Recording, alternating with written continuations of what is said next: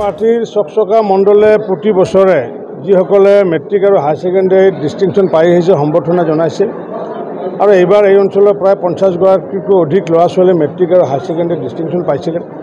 এইবাৰ 3গৰাকীকৈ ল'ৰাই এইবাৰ নীট পাইছিলে, এইবাৰ APSCত ফাইনেন্স অফিচাৰ পাইছিলে। সকলোকে আজি সম্বৰ্ধনা জনাইছে ভাৰতীয় জনতা পাৰ্টীয়ে আৰু মোকো তাতে আমন্ত্ৰণ জনাইছিলে। যিহেতু প্ৰতি বছৰে মই আহি থাকোঁ, আমি শুভাশীষ জনাইছোঁ যে পূৰ্বতকৈ এতিয়া বননগৰ অঞ্চলৰ শৈক্ষিক পৰিৱেশ বহুত ভাল হৈছে আৰু যাৰ কাৰণে মই শিক্ষাগুৰুসকলৰ লগতে অভিভাৱকসকলকো মই অভিনন্দন জনাইছোঁ আৰু ছাত্ৰ ছাত্ৰীসকলক মই আশীৰ্বাদ দিছোঁ যাতে আগন্তুক দিনত তেওঁলোকে দেশ জাতি মাটি আৰু নিজৰ পৰিয়ালৰ লগতে নিজক যাতে আগন্তুক দিনত প্ৰতিষ্ঠা কৰিব পাৰে তাৰ কাৰণে আমি শুভাশীষ জনাইছোঁ। আমি বিগত বছৰৰ দৰে আমি ভাৰতীয় জনতা পাৰ্টীৰ চকচকা মণ্ডল আৰু যুৱ মৰ্চাৰ সহযোগত যে সদ্য ঘোষিত হাইস্কুল শিক্ষান্ত পৰীক্ষা আৰু উচ্চতৰ মাধ্যমিক পৰীক্ষাত যিবিলাকে দক্ষতাৰে উত্তীৰ্ণ হৈছে অৰ্থাৎ 85% ঊৰ্ধত যিখিনি উত্তীৰ্ণ হৈছে সেইখিনি আমি আজি সম্বৰ্ধনা জনোৱা হৈছে।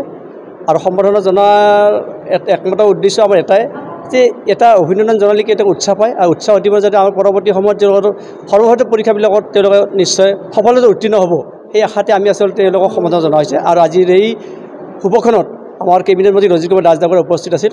আমি প্ৰথমতে এখন হৈছে আমাৰ অসমীয়া জাতিৰ স্বাভিমান এখন গামোচা দিয়া হৈছে, তাৰপিছত আমি এখন মানপত্ৰ, তাৰপিছত এটা আমি মমেণ্ট আৰু যিহেতুকে চাওক এটা আমি মূল বস্তু হৈছে আচলতে এটাই যদিও দেখা ধৰোঁ যে বৰ্তমান যিটো অসমৰ বা ভাৰতবৰ্ষৰ যিটো আমাৰ উষ্ণতা ইমান বৃদ্ধি হৈছে যে যাৰ ফলত আমাৰ কি হৈছে তাপমাত্ৰা যিটো ভাৰসাম্যতা হেৰাই গৈছে। সেইকাৰণে আমি প্ৰতিজন ছাত্ৰ ছাত্ৰীকে এতিয়ালৈকে গছপুলি একেটা দিয়া হৈছে যাতে গছপুলি ৰোপণ কৰি যাতে আমাৰ যিটো সামগ্ৰিক যিটো পৰিৱেশ যিটো তাৰমানে কি হয় সুস্থ হয়, সেইকাৰণে আমি গছপুলি দিয়া হৈছে। আমি এতিয়ালৈকে আমাৰ 33জনৰ বেছি আমি তাৰমানে ছাত্ৰ ছাত্ৰীসকলক আজি সম্বৰ্ধনা জ্ঞাপন কৰিছোঁ।